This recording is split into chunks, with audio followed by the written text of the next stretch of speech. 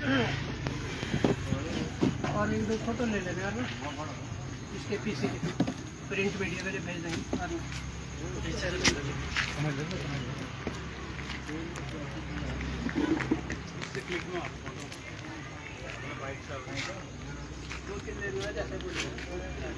Photo कैसे लेते हैं?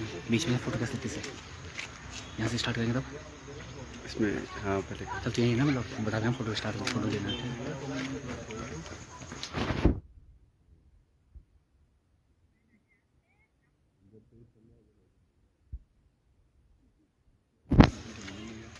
फोटो लेने हैं क्या इसमें? वीडियो बता देना जी।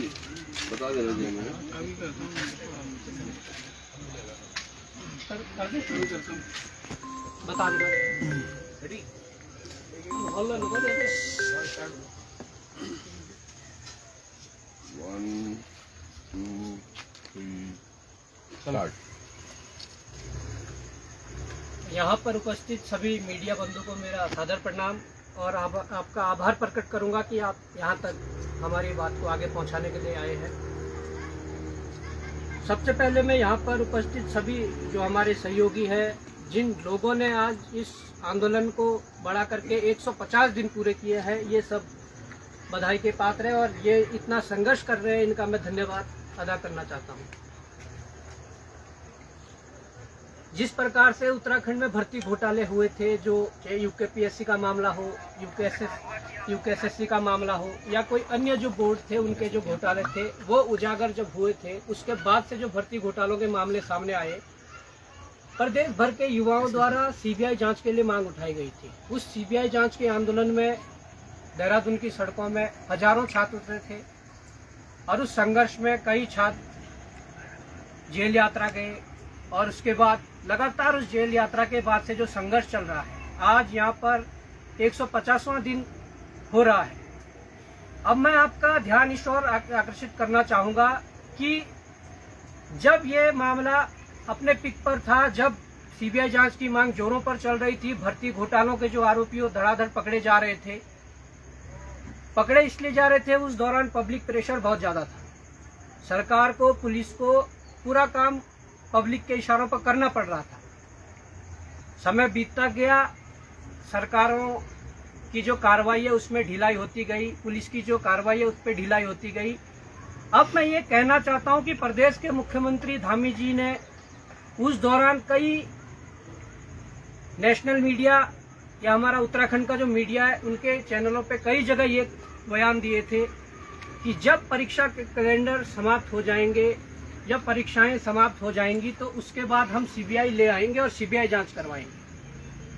तो मैं धामी जी को ये कहना चाहता हूं कि 150 दिन से ये युवा उसी का इंतजार कर रहे हैं। आपने जो परीक्षा कैलेंडर समाप्त होने की बात कही थी, लगभग अब परीक्षा कैलेंडर लगभग समाप्त हो गए हैं। अब उस सीबीआई की जरूरत है। सीबीआई की जरूरत इसलिए है कि यूकेपीएससी में आपके 2 से 3-4 कर्मचारी पकड़े गए जो अंदर गोपन विभाग के कर्मचारी थे।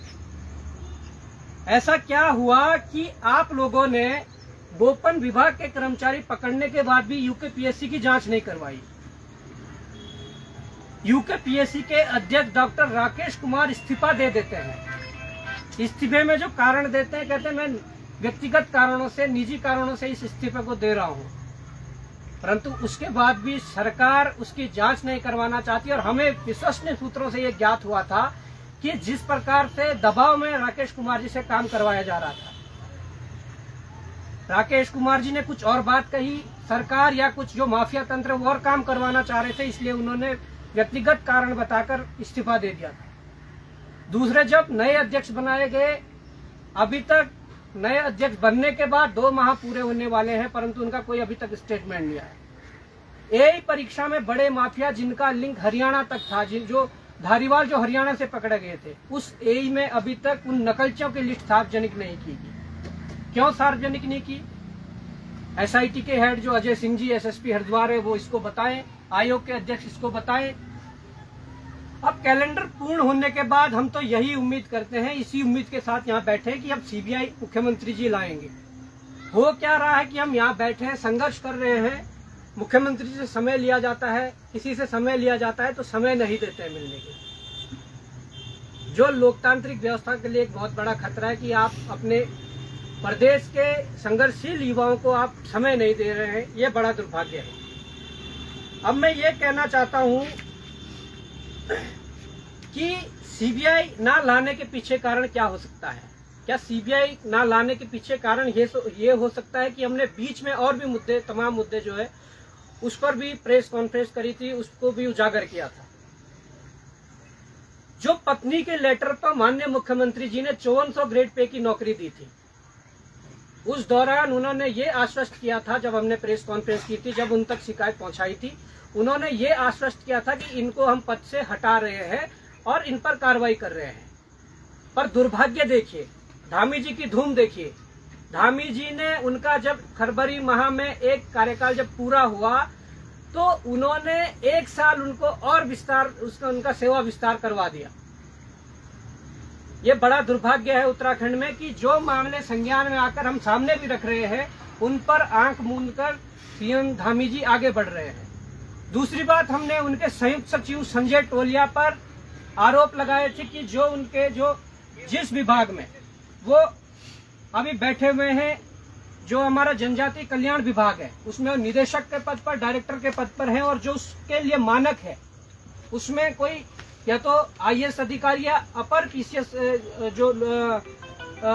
जो अधिकारी है वो उसमें होगा, परंतु संजय टोलिया एक सचिवालय संवर्ग के व्यक्ति है, उसके बाद भी डायरेक्टर के पद पर इसलिए बिठाए जाते हैं कि वो हमारे मुख्यमंत्री जी के लंगोटियार है, खास है, उनके संयुक्त सचिव है, इसलिए उनको वहां बिठाया जाता है। ये मामला जब हमने मुख्यमंत्री जी के संज्ञान में लाया, उन्होंने आश्वस्त किया था कि इस पर कार्रवाई होगी, इन्हें हटाया जाएगा उस पद से, परंतु आज भी वो व्यक्ति उसी पद पर बैठे हुए हैं। और ये बड़ा दुर्भाग्य है कि युवा मांग कर रहा है कि उन्हें वहां से हटाया जाए, परंतु मुख्यमंत्री जी इसका संज्ञान नहीं ले रहे हैं। मैं कहना चाहूंगा, बड़े दुख के साथ ये कहना पड़ रहा है कि उत्तराखंड जैसे राज्य में, जहां पर यहाँ के युवाओं ने विकट परिस्थितियों में अपनी पढ़ाई पूरी की, तैयारी करते हैं, बहुत मेहनत यहाँ के पहाड़ के युवा करते हैं, उसके बाद यहाँ देखिए युवाओं के भविष्य के साथ खिलवाड़ कहाँ हो रहा है। युवाओं के भविष्य के साथ खिलवाड़ यहाँ हो रहा है कि अभी कुछ पॉलिटेक्निक जो हमारे कॉलेज हैं, उनमें जो कुछ वहाँ के अनुदेशकों की जो नियुक्ति होनी है, जो वहाँ प्रवक्ता जो रखे जाने हैं बच्चों को पढ़ाने के लिए, उसमें देखिए कि कर्मशाला अनुदेशक एवं कंप्यूटर जो ऑपरेटर जो हैं, उनके जो पदों के लिए नियुक्ति होनी है, बड़े दुर्भाग्य के साथ ये कहना पड़ रहा है कि एक कंपनी है जो मेमर्स केबीएम इंफ्राविल्ड प्राइवेट लिमिटेड कंपनी के जो इसका नाम है, और ये कंपनी आप देख सकते हैं कंस्ट्रक्शन कंपनी है। आज तक हमने देखा होगा उत्तराखंड में या कहीं और राज्यों में कंस्ट्रक्शन कंपनी के लिए बिल्डिंगें बनाने का काम है। इतना हो सकता कि सरकारें अपनी सरकारी बिल्डिंगें उनसे बना ले, परंतु ये बड़ा दुर्भाग्य है, यहाँ के युवाओं के साथ ये छलावा हो रहा है कि एक कंस्ट्रक्शन कंपनी के पास नियुक्ति का जो पूरा जिम्मा दे दिया है, और उसमें तकरीबन 200 प्लस पद हैं। कंस्ट्रक्शन कंपनी को क्यों ये दिया गया है, किसकी ये कंस्ट्रक्शन कंपनी है, इस कंपनी में किसके शेयर लगे हुए हैं, इसकी जांच होनी चाहिए। ऐसा हमने उत्तराखंड के इतिहास में आज तक नहीं देखा कि भर्ती की नियुक्तियों की जिम्मेदारी किसी कंस्ट्रक्शन कंपनी को दी गई। ये जो आउटसोर्स का खेल चल रहा है, ये किसी से बात ये छुपी नहीं है। अपने चेतों को फायदा पहुंचाने के लिए, अपनों को भीतर करने के लिए, अपनों को नौकरी देने के लिए ये खेल शुरू से चलता आ रहा है। परंतु आप इतनी बुरी तरह नंगे होकर सड़क पर उतर जाओगे कि कंस्ट्रक्शन कंपनी को आप ये टेंडर दे दोगे, कंस्ट्रक्शन कंपनी से आप नियुक्तियां करवा लोगे, तो ये बड़ा दुर्भाग्य है। मैं कहना चाहता हूं, इस बीच जब भर्ती घोटाले चल रहे थे, 2015 में हुए दरोगा भर्ती घोटाले की भी जांच खुली थी। उसमें लगभग 20 दरोगाओं को बाहर कर दिया गया था और 100 दरोगा और थे जो चिन्हित हुए थे। वो जांच कहां तक पहुंची, इसका जवाब कौन देगा?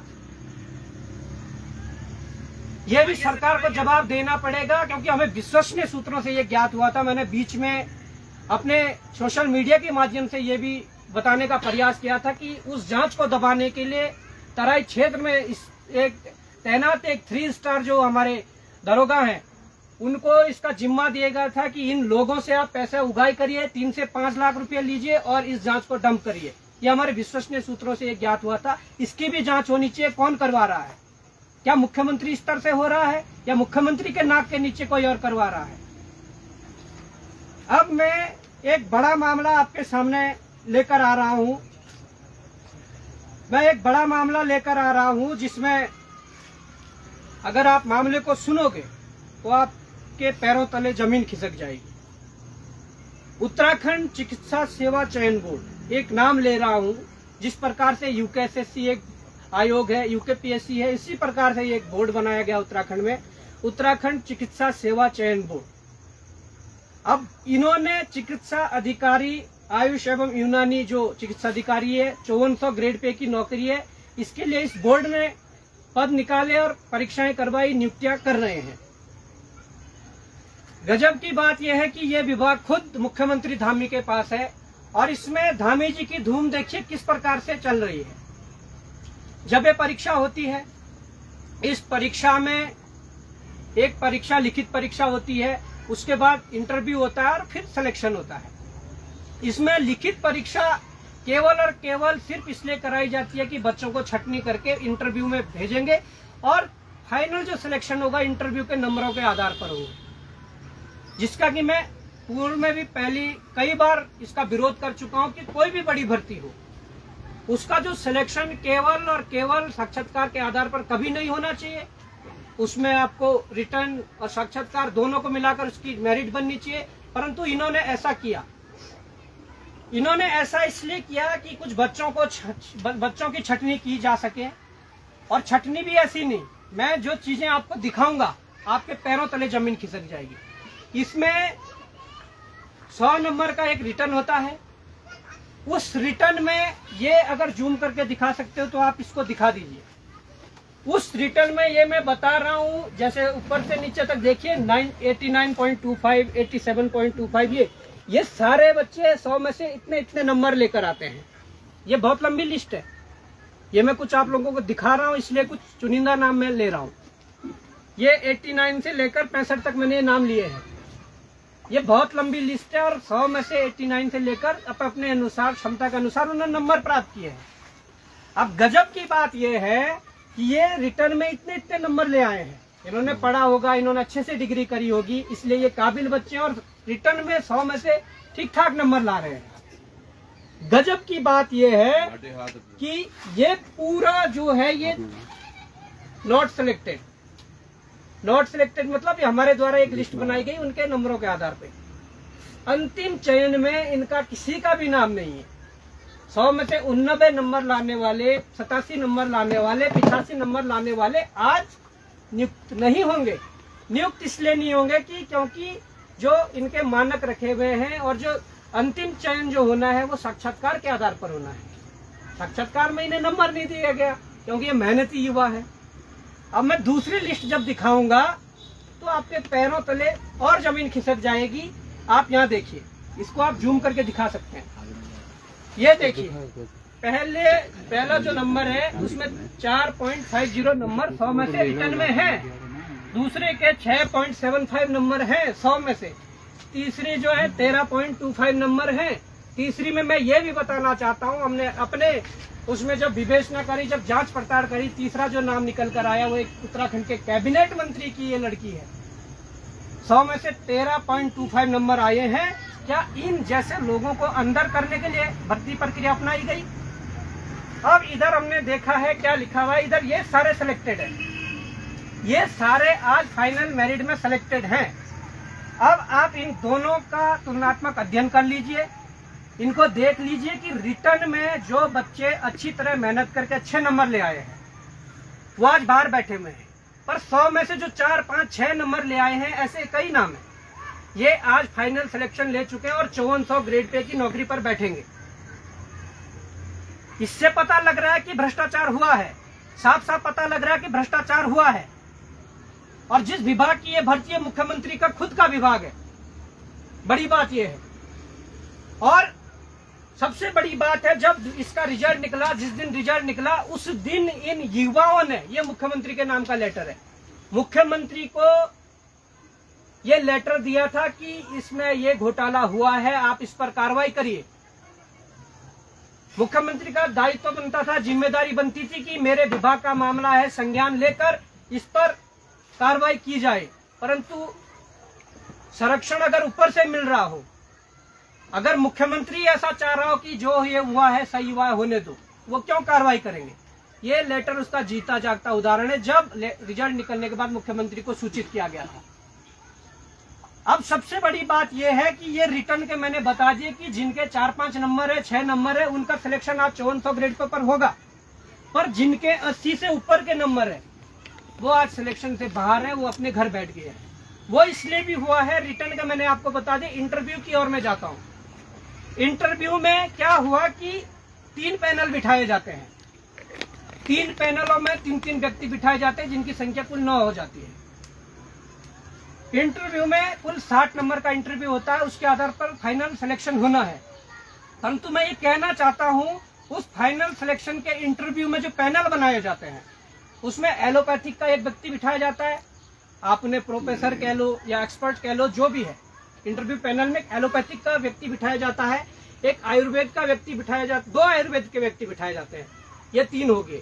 जबकि एलोपैथिक का कोई काम नहीं था, उसे इंटरव्यू में क्यों बिठाया जा रहा है? और सबसे बड़ी बात यहाँ पर निकल कर आ रही है, जो एलोपैथिक का व्यक्ति बिठाया जा रहा है उसके हाथ में 24 नंबर है, जो 2 आयुर्वेदिक के व्यक्ति है उनके हाथ में 18-18 नंबर है, तब जाके 60 नंबर बन रहा है। जिस व्यक्ति को इंटरव्यू के पैनल में बिठाया जाना नहीं था उसके हाथ में 24 नंबर दे दिए हैं। 2 पैनलों में ये होता है।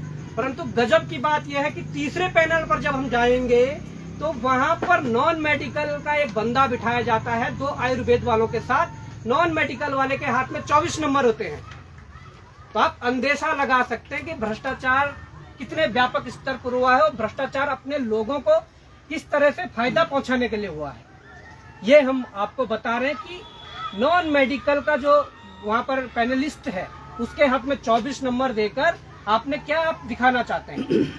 ये सारी बातें जब हो जाती है, गजब तब हो जाता है जब मैं आपको दिखाऊंगा। खैर ये मेरिट आपने देख ली होगी। मेरिट तो जो मैंने बताया 4 नंबर से शुरू हो रही है, 100 में से। एक मानक होना चाहिए था, अगर इंटरव्यू के आधार पर आप सिलेक्शन कर रहे हो होना चाहिए था। परंतु गजब अब हो जाएगा। ये कोई स्वरचित कोई चिट्ठी नहीं है, कोई कागज नहीं है, ये सरकारी गजट उत्तराखंड, ये उत्तराखंड सरकार का शासनादेश है। ये उत्तराखंड सरकार का देहरादून बुधवार 10 मार्च 2010 का ये शासनादेश है। इस शासनादेश में जो लिखा हुआ है आयुष एवं आयुष शिक्षा अनुभाग, ये आयुष विभाग का जो अपना शासनादेश है, इसमें अब देखिए क्या हो गया है। जो पूरी कुल मिला के बात अब आई सामने वो इस पे आएगी। ये जो इसमें भाषा लिखी हुई है, ये जो इसमें चीजें लिखी हुई है, इस पे तो कोई छेड़छाड़ नहीं की हुई है, ये इनकी अपनी है और हम इस पे ही बताएंगे कि क्या हुआ है। इन्होंने संक्षिप्त नाम और प्रारंभ इसमें जो दिया है आयुष आयुर्वेदिक एवं यूनानी विभाग समूह ख सेवा नियमावली 2010 है। जिस चिकित्साधिकारी के लिए ये भर्ती हुई है, जो मैं जिक्र कर रहा था, उसी का जिक्र इसमें हुआ है। सेवा नियमावली जो नाम इसको दिया गया है, ये इसका नाम है जो भर्ती का नाम था। अब हम इसको अगर आगे बढ़ेंगे, आगे अगर देखेंगे इस गजट में, तो आप देख सकते हैं कि भर्ती का जो स्रोत है, इसमें तो एक एक चीजें दी हुई है। भर्ती के स्रोत में यह दिया हुआ है कि सेवा में पदों पर भर्ती आयोग के माध्यम से सीधी भर्ती द्वारा की जाएगी। यह स्पष्ट हो गया कि आयोग के द्वारा सीधी भर्ती के माध्यम से परीक्षा करवाई जाएगी, मतलब भर्ती की जाएगी। अब इसमें यह तय करना पड़ेगा कि आयोग कौन सा आयोग का जिक्र हो रहा है। क्या यूकेएसएससी का जिक्र हो रहा है, क्या यूकेपीएससी का जिक्र हो रहा है, क्या अपने ये चिकित्सा चयन बोर्ड का जिक्र हो रहा है। अगर चिकित्सा चयन बोर्ड का जिक्र होता तो हम मान सकते थे कि इन्होंने जो भर्ती कराई है वो लीगल है।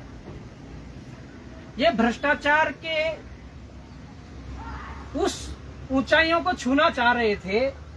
इसमें अगर देखोगे, ये जब मैं कहूंगा तो परिभाषाएं जो दी गई है, परिभाषाओं में क्लॉज दिए गए। ओ क्लॉज में आप देखेंगे आयोग से उत्तराखंड लोक सेवा आयोग से अभिप्रेरित है, मतलब जो आयोग उत्तराखंड लोक सेवा आयोग से अभिप्रेरित है।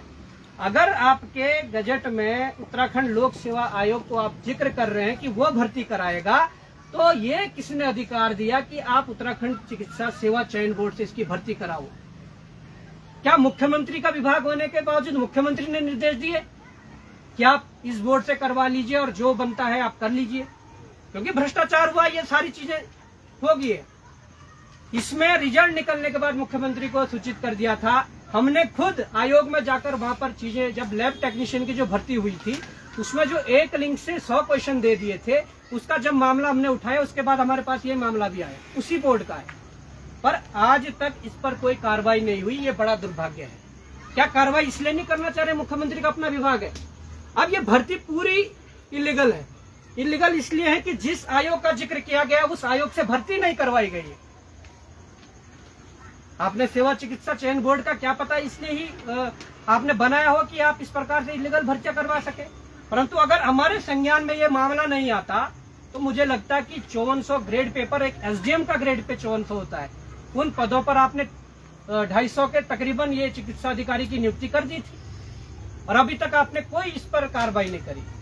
कुल मिलाकर आज की प्रेस कॉन्फ्रेंस का जो हमारा निचोड़ है, जो हम कहना चाह रहे हैं, हम ये कहना चाह रहे हैं कि प्रदेश के युवाओं को, प्रदेश के अभिभावकों को लग रहा होगा कि सरकार अच्छा काम कर रही है, क्योंकि वहां अखबार पहुंच रहे हैं। अखबार में आप देख रहे हैं कि सरकार जो छपवाना चाह रही है वो छप जाता है। दवा कुचला कोई अपनी आवाज को अगर छपवाना चाहता है तो आसानी से छपता नहीं है।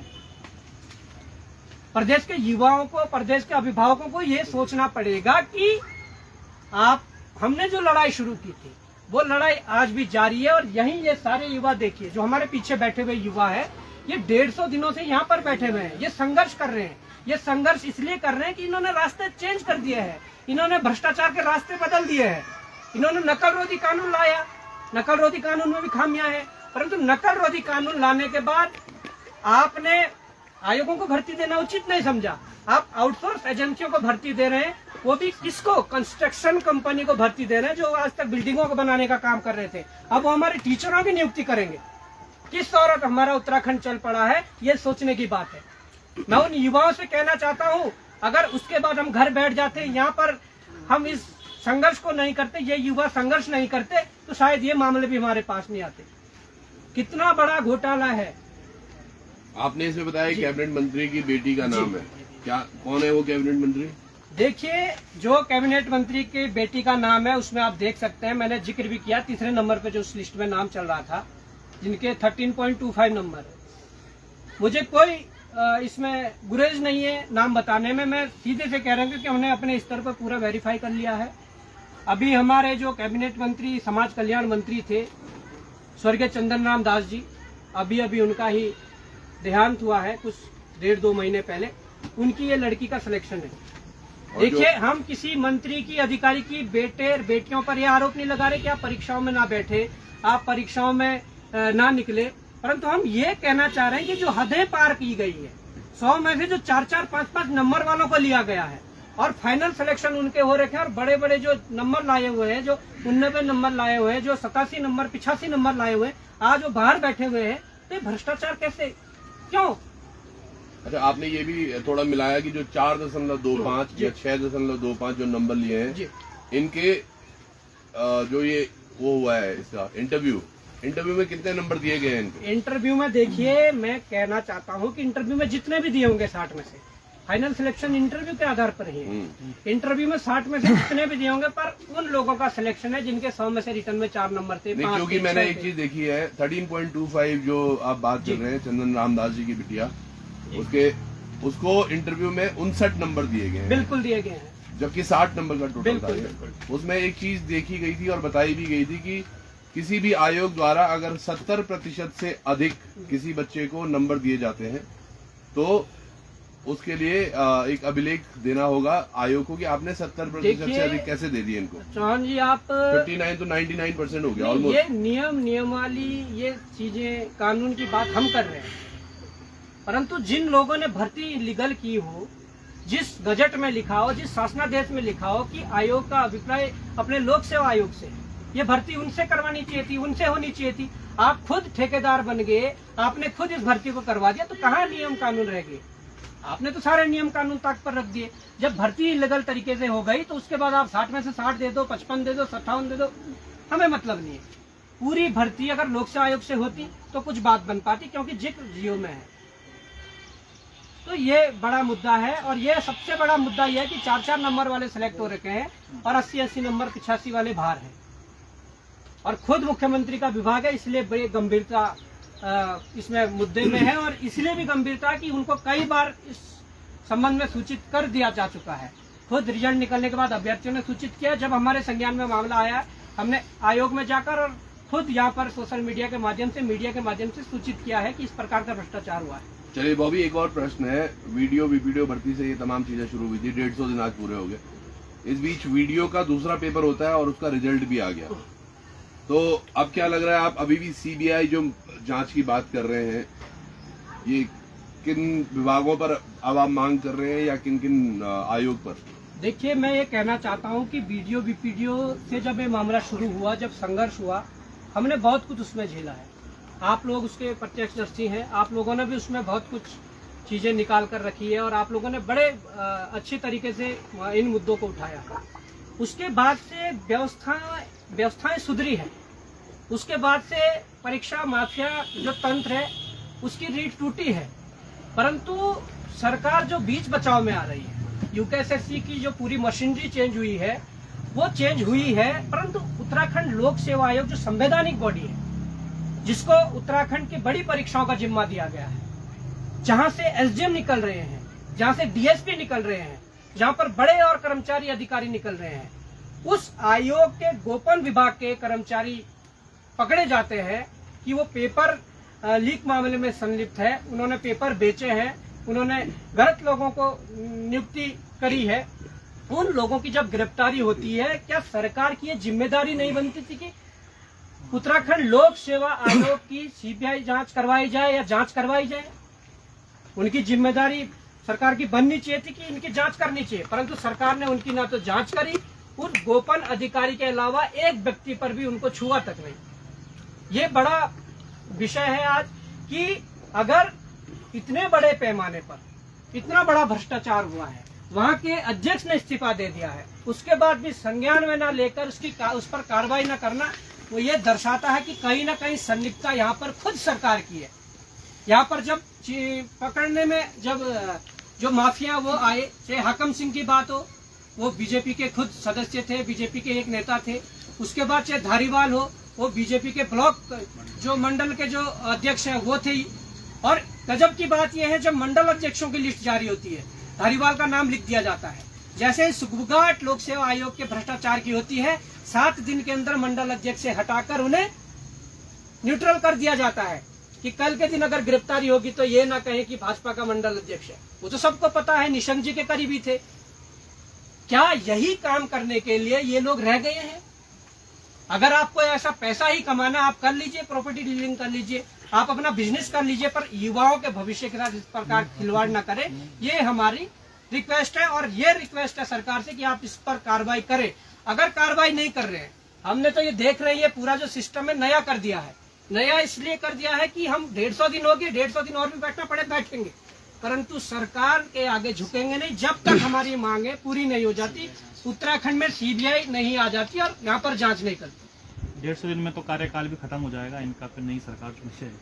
देखिए, नई सरकार आए, कोई भी आए, परंतु हमारा मकसद ये है कि एक बार उत्तराखंड में सीबीआई आए, क्योंकि वीडियो मामले में ही सचिवालय के 2 अपर निजी सचिव जो गिरफ्तार हुए थे, जो सुद्धवाला जेल गए थे, आज उनको भी बहाल कर दिया गया है। ये यहाँ का जो भ्रष्टाचार के लिए जो बड़ी बड़ी बातें उत्तराखंड सरकार कर रही है, यहाँ के मुख्यमंत्री करते हैं, वो जीरो टॉलरेंस सरकार ये दर्शाती है कि जो परीक्षा बेचने के मामले में, जो पेपर बेचने के मामले अधिकारी जो लिप्त थे, उनको आज बहाल कर दिया गया। बड़ा दुर्भाग्य। चलिए, एक 150 दिन के कंप्लीशन पे आखिरी सवाल, आप लोग और आपके कुछ साथियों को गिरफ्तार किया गया था, वो क्या केसेस जो 302 के थे या 307 के थे, सॉरी 307 की धारा थी, अन्य धाराएं भी लगाई थी, वो वापस हुई है या नहीं हुई है, या वो अब कहाँ लटके हुए हैं केस? देखिए, जो केस हुए थे वो अभी भी है। अच्छा, 307 जैसी गंभीर धाराएं लगाई गई। हम जैसे निहत्तों पर, जो वहां पर बैठे थे, जो संघर्ष कर रहे थे, जो सिर्फ ये मांग कर रहे थे कि यहाँ पर घोटाला हुआ है, इसकी जांच हो, यहाँ पर सीबीआई आए, या परीक्षा कैलेंडर जो उसको पूरा कर दिया जाए। हम ये मांग कर रहे थे, परंतु हम पर 307 धाराएं लगाकर हमारे जो साथी, मेरे साथ जो अन्य 12 लोग और जेल गए थे, या वहाँ पर कचहरी के बाहर जो 60-70 लोग हमारे और बैठे हुए थे, उन पर जो मुकदमे हुए थे वो आज भी हूबहू है। तो क्या इसमें चार्जशीट दाखिल मुख्यमंत्री जी ने विधानसभा पटल पर ये कहते हुए कि आज मैं इस सदन से ये घोषणा करता हूं कि युवाओं पर लगे जो आंदोलन के मुकदमे वो वापस सरकार लेगी, परंतु अभी तक कुछ नहीं। युवाओं को उसके बाद भी विधानसभा सत्र के बाहर बुलाया गया, रोज बुलाते थे कि आज तुम्हारे बयान लेने हैं। जब हमें इस बात का संज्ञान का पता चला तो आप लोगों के माध्यम से ही हमने वहीं जाकर, जहां पर युवाओं को बुलाया जा रहा था कचहरी में, हम वहीं गए और आप लोगों ने उसे कवर किया था। तो ये हो रहा है। तो अभी चार्जशीट कुछ दाखिल नहीं हुई है? चार्जशीट दाखिल नहीं हुई है। अगर चार्जशीट दाखिल करनी है करिए, अगर एफआईआर लगाना तो एफआईआर लगाइए, हम हर उसके लिए तैयार हैं। परंतु जो सीबीआई के लिए जो संघर्ष चल रहा है ये होनी चाहिए, इसके लिए संघर्ष और भी चलेगा। हमें 150 दिन बैठ गए, 150 दिन और भी बैठना पड़ा, बैठेंगे। धन्यवाद। एक आखिरी सवाल बॉबी परमार जी, भर्ती कैलेंडर, परीक्षा कैलेंडर को लेकर अभी जो विधानसभा सत्र में मुख्यमंत्री धामी जी ने जो बात कही थी कि वो कंप्लीट हो जाएगा, उसके बाद हम सीबीआई मांग को लेकर आगे आएंगे, तो उसमें क्या कहना चाहेंगे आप? देखिए, मैंने ये बात पहले अपने वक्तव्य में कही है कि धामी जी ने कहा था कि अगर कैलेंडर पूरा हो जाएगा तो हम सीबीआई ले आएंगे। तो हम तो इसी उम्मीद के साथ बैठे थे, 150 दिन इसी उम्मीद के साथ काटे हैं। अब लगभग कैलेंडर पूरा हो गया, अब सीबीआई ले आई, एक बार जांच करवा लीजिए। सबसे पहले लोक सेवा आयोग की जांच करवाइए। लोक सेवा आयोग के पास जो भर्तियां रही हुई है, बची हुई है, जो वो दरोगा भर्ती हो, जो भी वो यूपीएससी को ट्रांसफर करके आप उनकी जांच करवाइए। दूध का दूध, पानी का पानी हो जाएगा। और दूसरी बात ये कही थी, उस समय लोक सेवा आयोग ने बड़ा जुमला किया था, मुख्यमंत्री जी ने बड़े जुमले किए थे कि हमने ये कैलेंडर जारी कर दिया है और इस कैलेंडर के आधार पर अब परीक्षाएं होगी। उसके बाद वो कैलेंडर कहाँ गया? उसके आधार पर तो कोई परीक्षा नहीं हुई। हाँ, यूपीएससी की जो परीक्षा हुई, पुनर्परीक्षा होनी थी, वो होनी थी, परंतु जो कैलेंडर जारी हुआ था उस आधार पर कोई परीक्षा नहीं हुई है। ये बड़ा दुख का विषय है। तो मैं यही कहना चाहता हूँ कि ये जो संघर्ष है, मुझे लगता है कि अगर हमारी और परीक्षा लेने की अगर कोशिश की जा रही है, हम तो उठने वालों में से नहीं है, हम डरने वालों में से नहीं है, हम झुकने वालों में से नहीं है, परंतु जरूर ये सीबीआई का जो रास्ता है ये हम छोड़ेंगे नहीं। आप अगर ला देते हो तो ठीक हो, नहीं तो कोर्ट में भी चल रहा है। कोर्ट ने 4 हफ्ते का समय लिया है, सरकार से जवाब मांगा है। बाकी दोनों तरीके से हम लड़ाई को लड़ रहे हैं, परंतु कुल मिलाकर यह है कि यहाँ के युवाओं को इंसाफ दिला सके, यहाँ के उन अभिभावकों को इंसाफ मिल सके जिन्होंने अपना पेट काटकर अपने बच्चों को अच्छी शिक्षा दी है और नौकरी के लिए पढ़ाया है। वही भाई 150 दिन आपको यहाँ पर हो गए हैं और आप कह रहे हैं कि 150 दिन हम और अभी बैठ सकते हैं, लेकिन क्या जो सत्ता में बैठे हुए लोग हैं, मुख्यमंत्री धामी जी हैं, उन पर फर्क पड़ रहा है इन सब चीजों का कि आप 150 दिन और बैठे हैं, चाहे 500 दिन और बैठे, क्योंकि 150 दिन कम नहीं होता, तकरीबन 5 महीने के आसपास होते हैं। देखिए, बैठने का हमने जो कहा है कि हम बैठे हैं, संघर्ष कर रहे हैं। ये तो जो सत्ताधारी दल है उन्हें ये देखना चाहिए कि ये हमारे प्रदेश का युवा है, ये हमारे प्रदेश का भविष्य है। इस भविष्य को आप इस ऐसी जगह पर बर्बाद कर रहे हो, ऐसी जगह पर उनकी जिंदगी को दांव पर लगा रखा है। आप देख रहे हैं कि यहाँ की परिस्थितियां क्या है। अगर चाहते तो हमारी मांग को मानकर वो सीबीआई यहाँ पर जांच करवा देते, जो हमारी और मांगे हैं उन मांगों को पूरा कर देते। हम बराबर सहयोग करते सरकार की जांच में, हम बराबर सहयोग करते कि सरकार किस तरीके से इस प्रदेश की बेहतरी के लिए कार्य कर सकती है। हमने बराबर सहयोग करा है एसटीएफ का भी, हमने बराबर सहयोग करा है एसआईटी का भी, परंतु जब हमें वहां पर जो निराशा हाथ लगी, जब हमें पता लगा कि जिन लोगों ने पैसे दिए थे, जिन लोगों ने पेपर खरीदे थे, आज अगर वो बड़े रसूखदार हैं तो अपने नाम नकलचियों की लिस्ट से कटा ले रहे हैं, तो हमें बड़ा दुख हुआ। हम आज एसटीएफ को भी कहते हैं, एसआईटी को भी कहते हैं। एसटीएफ और एसआईटी से जांच करवा रहे थे, ठीक हो रही थी, परंतु जिस दिन हमारा विश्वास उनसे उतरा, जिस दिन हमारे हाथ निराशा लगी, उस दिन से हमने जरूर सीबीआई के लिए कहा है कि आप सेंटर की इस एजेंसी को लाइए और यहाँ के जो लिप्त जो अधिकारी कर्मचारी है, जो लिप्त जो सफेद पोश है, उन पर कार्रवाई कराइए, क्योंकि एसटीएफ और एसआईटी उनके ग्रेवान तक हाथ नहीं डाल पा रही है। अरे इनका भी था एक शॉर्ट में थोड़ा, है ना, लाइव रिकॉर्डेड कर। और बड़े दुर्भाग्य के साथ ये भी कहना पड़ रहा है कि उत्तराखंड प्रदेश में हयात जैसे होटल में कर रहे हो? क्या चिकित्सक मंथन क्या हुआ था? चिंतन चिंतन शिविर। ठीक है। स्वास्थ्य सेवा हाँ, चिंतन से सारे स्वास्थ्य मंत्रियों का हाँ, पूरे देश के पूरे हर राज्य से। उसका एक ले लो, इसका ले लो।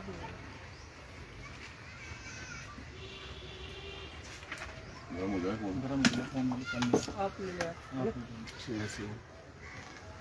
बड़े दुख के साथ ये कहना पड़ रहा है कि हमारे प्रदेश में देहरादून जैसी जगह में बड़े महंगे होटल में, हयात होटल में, पूरे देश के अनेकों प्रदेशों के स्वास्थ्य मंत्रियों का चिंतन शिविर होता है और उत्तराखंड सरकार के मंत्री, उत्तराखंड सरकार के स्वास्थ्य मंत्री वाहवाही लूटते हैं ये कहकर कि कोरोना काल में उन्होंने किस तरीके से बेहतर काम उत्तराखंड के लिए करा है, कोरोना काल में किस प्रकार से उत्तराखंड को बचाया है। और आज बड़ा दुख हो रहा है, जिन लोगों की वजह से कोविड काल में हम लोग सुरक्षित हो पाए, हमारे पूरे उत्तराखंड के लोग सुरक्षित हो पाए, हमारा पूरा समाज सुरक्षित हो पाया, वो लोग आज धरना स्थल एकता विहार में यहीं पर बैठे हुए हैं। उन लोगों को लावारिस छोड़ दिया गया है। जिन लोगों ने हमारे लिए, हमारे स्वास्थ्य जो हमारा विभाग है उनके लिए, पूरे प्रदेश के लिए अपनी जान जोखिम में डालकर जो काम किया था, वो आप देख सकते हैं कि उन लोगों को लावारिस छोड़ दिया, अनाथ छोड़ दिया है। सरकार वहां पर जुमलेबाजी कर रही है। उस चिंतन शिविर में स्वास्थ्य मंत्री खुद कह रहे हैं कि हमारे कोविड वॉरियर्स जो है उन्होंने बहुत अच्छा काम किया है, परंतु मैं ये कहना चाहता हूं कि कोविड वॉरियर्स ने जो अच्छा काम किया है उनको आज क्या मिला है? उनको तो आज एकता विहार धरना स्थल की जगह मिली हुई है। वो संघर्ष कर रहे हैं कि हमें नौकरी से क्यों हटाया है, जबकि देश के अनेकों प्रदेशों में उन्हें वहां पर दूसरी सेवाओं में लगा दिया गया, स्वास्थ्य विभाग के ही उसमें। परंतु यहाँ की सरकार क्या कर रही है? खुद सुर्खियों में आने के लिए अखबारों और बड़े बड़े होल्डिंग लगा रही है, बड़े बड़े चिंतन शिविर कर रही है। अनेकों प्रदेशों के मंत्रियों को, मुख्यमंत्रियों को या देश के प्रधानमंत्री, गृह मंत्री को ये बताना चाह रहे हैं, उस सोशल मीडिया के माध्यम से या प्रिंट मीडिया के माध्यम से, पोस्टरबाजी के माध्यम से हम अच्छा काम कर रहे हैं। पर धरातल पर जिस दिन काम हुआ तो उस दिन मुझे लगता है कि धरातल पर अगर जीरो ग्राउंड से रिपोर्टिंग की जाएगी तो ये हालात सब दिखेंगे कि जो पोस्टरबाजी में वो शायद हकीकत नहीं है, हकीकत कुछ और है। तो मैं ये कहना चाहता हूँ, लंबे समय से कम महीना भर होने वाला इनका भी यहाँ पर संघर्ष चल रहा है और आप जो संघर्ष चल रहा है उस संघर्ष को देखते हुए आप इनकी बहाली करें, इनको पुनः उन पदों पर रखा जाए जिन पदों से इन्हें निकाला गया है। और हमारे साथ हमारे कुछ पीआरडी जवान भी बैठे हुए हैं। मुख्यमंत्री जी ने पिछले एक कार्यक्रम रेस कोर्स में हुआ था, पुलिस लाइन में, उसमें मुख्यमंत्री जी ने खुद मंच से घोषणा करते हुए कहा था कि हमारे जो पीआरडी जवान हैं, जिन्होंने कोविड में बड़ा योगदान दिया है, जिन्होंने कुंभ मेले में बड़ा योगदान दिया है, तो उन लोगों के लिए 365 दिन की रोजगार की व्यवस्था हम कर रहे हैं। उनका जो पे स्केल है उसको बढ़ाने की बात की थी, परंतु आज उनके हाथ में निराशा लगी हुई है। जो लोग विभाग में काम कर रहे थे आज उनको भी इन्होंने बाहर का रास्ता दिखाया हुआ है। उत्तराखंड में ये दयनीय स्थिति हुई है। इस मकसद के साथ इस लड़ाई को हम लड़ रहे हैं। ये सीबीआई जांच का जो मामला है और इसके अलावा जो और भी ये मुद्दे हैं, तमाम हम हर एक मुद्दे पर बोल रहे हैं, हर एक लोगों से मिल रहे हैं, हर एक लोगों की समस्याएं सुनकर उस पर हम अपने और से जितना हमसे हो पा रहा हम कार्रवाई कर रहे हैं। परंतु आखिरकार हम सिग्नेचर पावर है नहीं, काम उनको ही करना है जिनके हाथ में सिग्नेचर पावर है। और अगर ऐसा होता, अगर सिग्नेचर पावर होती तो जरूर हम इन कामों को करते, परंतु हम जितना कर सकते हैं हम कर रहे हैं। अब पूरी ये बात सरकार पर आती है, अगर सरकार चाहती है तो करेगी, नहीं चाहती है तो फिर उसको भुगतेगी। सीधी सी बात है, चुनाव आगे हैं और आप ये जो पहले चलता था कि चुनाव से पहले चीजें उठती थी और चुनाव से पहले बहुत बोलबाला होता था कि ये हो गया, चुनाव के समय सब शांत हो जाता। आप इससे बिल्कुल अब इस बार आप निश्चिंत हो जाइए कि चुनाव के दौरान भी जो आंदोलन ये चल रहे हैं, जो संघर्ष चल रहे हैं, जो सड़कों पर संघर्ष चलेगा, रैलियां चलेगी, प्रेस कॉन्फ्रेंस चलेंगी, आज इस बार चुनाव के दौरान भी चलेंगे और आपकी हकीकत पूरे प्रदेशवासियों के घर घर तक, गांव गांव तक बताई जाएगी कि हो क्या रहा है।